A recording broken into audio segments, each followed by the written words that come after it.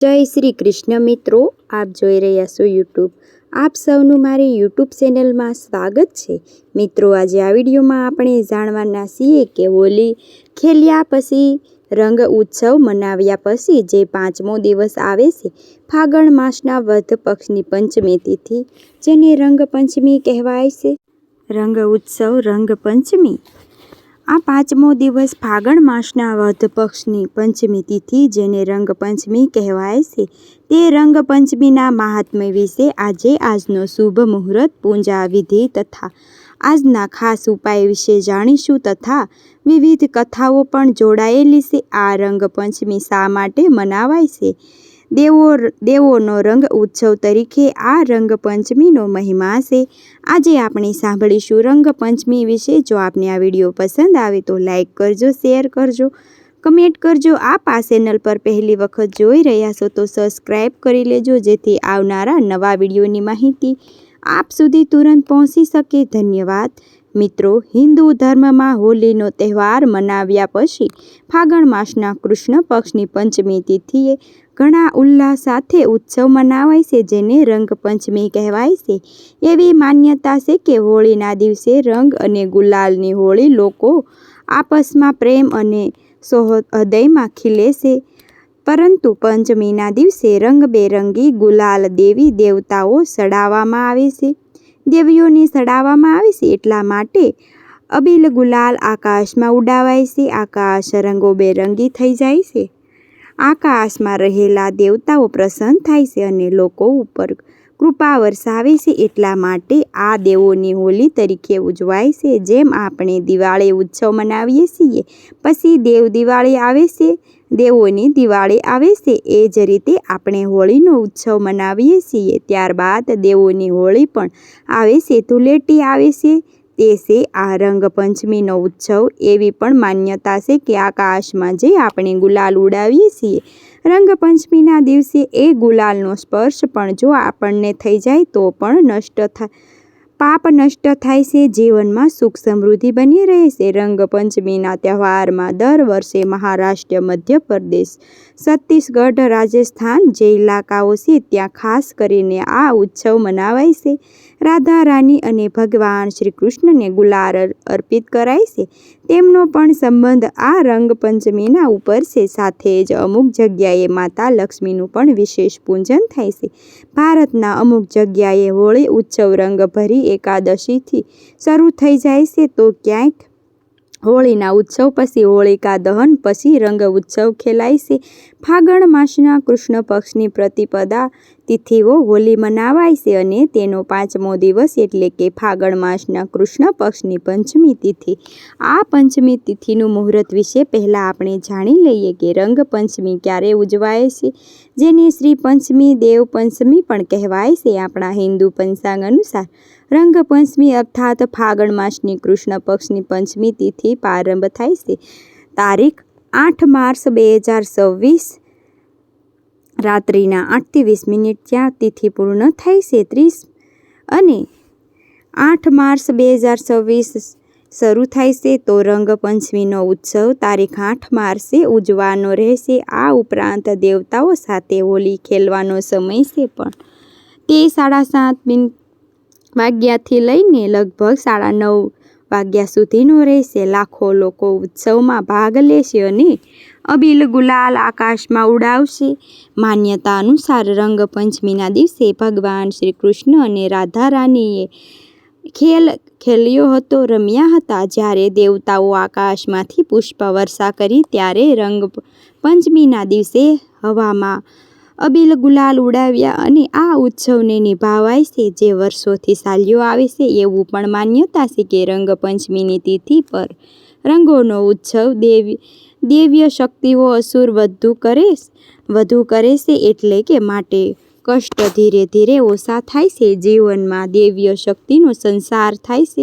ઘર પરિવારમાં સુખ સમૃદ્ધિ બની રહે છે. રંગપંચમીના દિવસે સવારે વહેલા ઉઠીને સ્નાન આદિ પરવારી સૂર્યનારાયણ દેવને અર્ઘ્ય આપવી જોઈએ. અર્ઘ્ય દરમિયાન રોલી, અક્ષમ અને મધના 2 ટીપા નાખીને સૂર્યદેવને અંજલિ અપાય છે.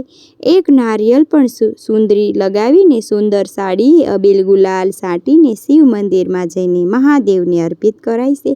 એક ત્રાંબાના લોટામાં મૈસૂરની દાળ ભરીને શિવલિંગ ઉપર અભિષેક કરવાથી જીવનની તમામ સમસ્યાની દૂર થાય છે. જો નિરંતર હોય તો જીવનમાં રંગ જેમ ભગવાનને આપણે લગાવીએ છીએ રંગ ઉત્સવ થાય છે, આનંદ ઉલ્લાસ ઉજવાય છે, તેવી જ રીતે આપણા જીવનમાં પણ આનંદ ઉલ્લાસ થાય છે.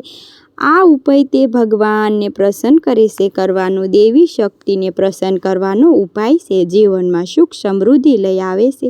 રંગ પંચમી મુખ્ય રૂપથી 5 તત્વ જેવા કે પૃથ્વી, અગ્નિ, વાયુ, જલ અને આકાશ ક્રિયા થાય છે એ અર્થે મનાવાય છે. માન્યતા છે કે રંગ પંચમીના દિવસે જો મનથી હૃદયથી પ્રભુનું સ્મરણ કરવામાં આવે તો પૂજન પાઠ કરવામાં આવે તો દેવી દેવતા પ્રસન્ન થાય છે અને ભક્તો મનોકામના પૂર્ણ કરે છે.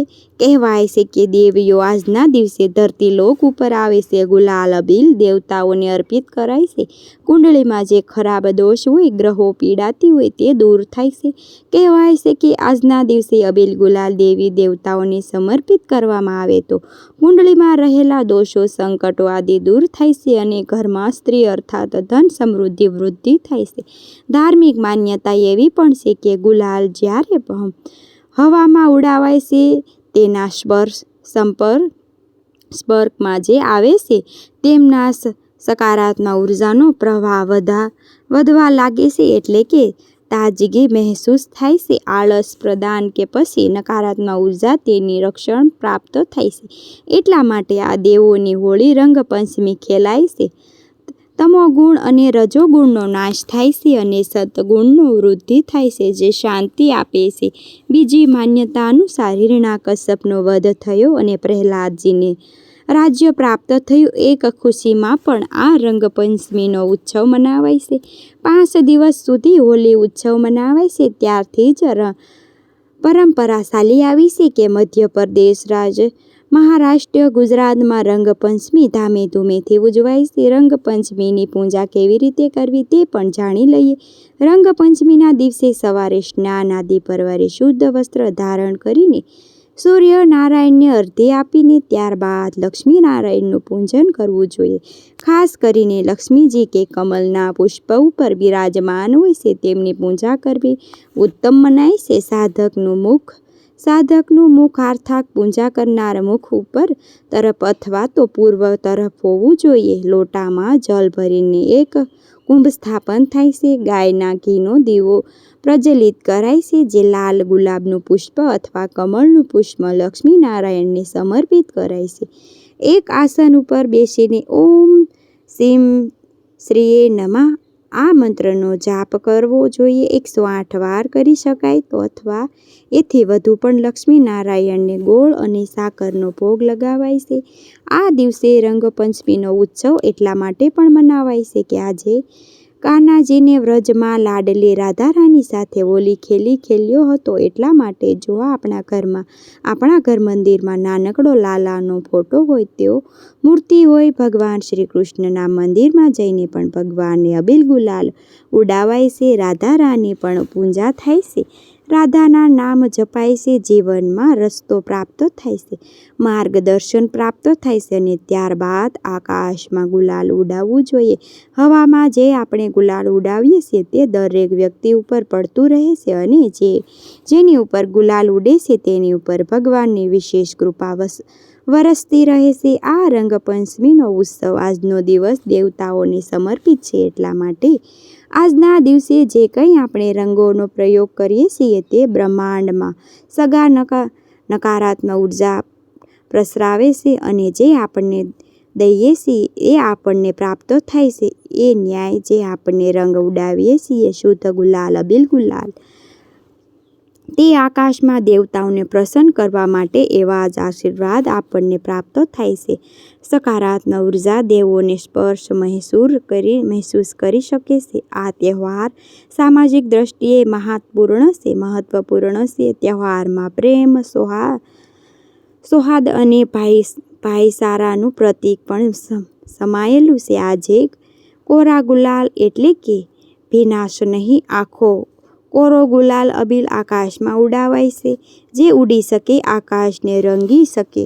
માટે પિચકારીઓનો પ્રયોગ થતો નથી કે ભીના અથવા પાણીનો પ્રયોગ થતો નથી, માત્ર ગુલાલનો જ પ્રયોગ થાય છે. સુકાયેલો ગુલાલ છે તે નકરો ગુલાલ જે તેનો પ્રયોગ થાય છે અને વિવિધ વ્યંજનો બનાવીને ઘેરે આવેલા મહેમાનને પણ આગતા શાકતા કરી જમાડાય છે. આપણા દોસ્ત મિત્રોને, સગા સંબંધીને તેની દાવત દેવામાં આવે છે.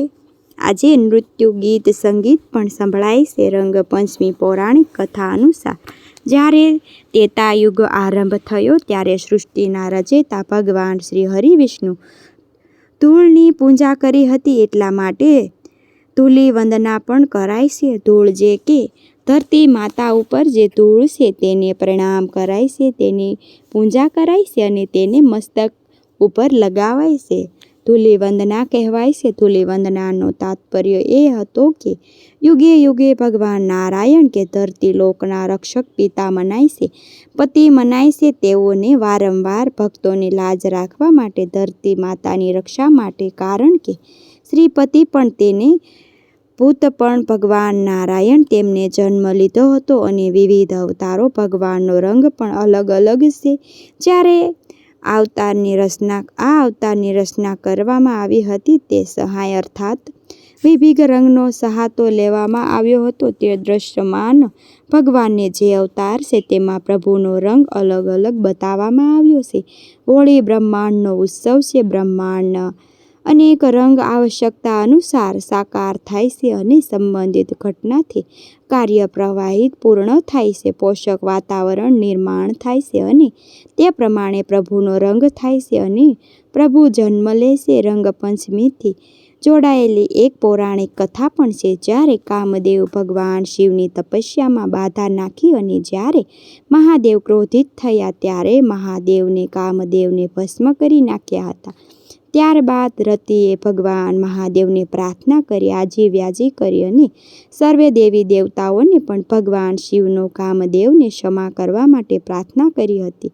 ત્યારે ભગવાન મહાદેવે કામદેવને પુનઃજીવિત કરી દીધા હતા, જે હવામાં રૂપમાં કામદેવ હતા. તેથી હવામાં રંગ ઉડાવ્યા. રંગપંચમીના દિવસે માત્ર અબીલ ગુલાલ નહીં પરંતુ ફૂલોથી પણ આ રંગપંચમીનો ઉત્સવ મનાવાય છે, ફૂલો ઉડાવાય છે.